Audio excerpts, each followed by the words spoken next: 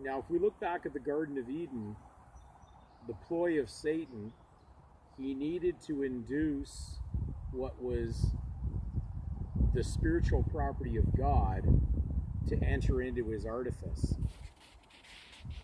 Very simple. Satan hasn't changed anything in his agenda since. He's done it again, and he's deceived many to enter something into a legal system that he operates under his legal kingdoms that he even offered to Christ when he was on his 40-day in the wilderness journey before his execution. And he actually tried to even induce the Son of God to do one act of worship to him. So the minute that you place your God-given consent and title and name into the public registry, which we already have noted in a previous video, is noted as and defined as in Roman civil law, in sin you are. When you've entered that in there, you're now touching the unclean thing, the dead body corpus. So how could you possibly capture that without still being dirty in there, even in the concept? You would have to be inside it. We're trying to get out, remove ourselves, come out, be separate. So when you're acting in that system with your consent, you can't cry out mistake, because mistake basically doesn't happen when there's consent to be in the mistaken identity. So let's get past that. We've been duped, we've been beguiled. Nothing new under the sun. Happened with Eve. It's worked all its way right through, and he's got craftier. Satan is craftier than he's ever been, because he's had a lot of time to practice his craft.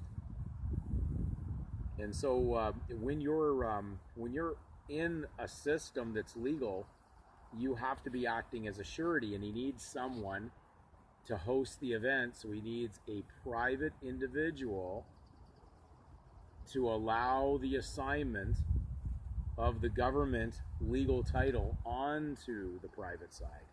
It won't work any other way. On its own, it can't harm anybody. It's only when it touches. So, again, we may have thought we landed on sticky fly paper, but in reality, we really haven't. You've always had the power to remove what is private out of the public registry. You're smarting for your own injury, because you're actually impersonating the title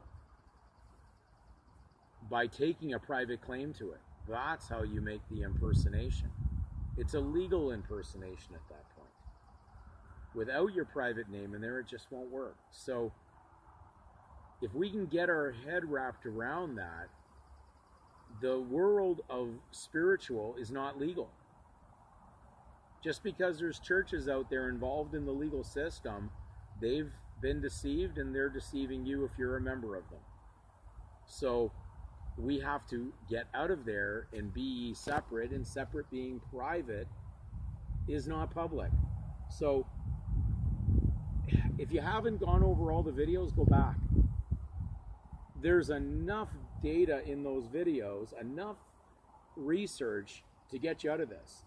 I think to an extent, some people are having a hard time with it, mainly because of the fact is that they're still thinking in the legal system.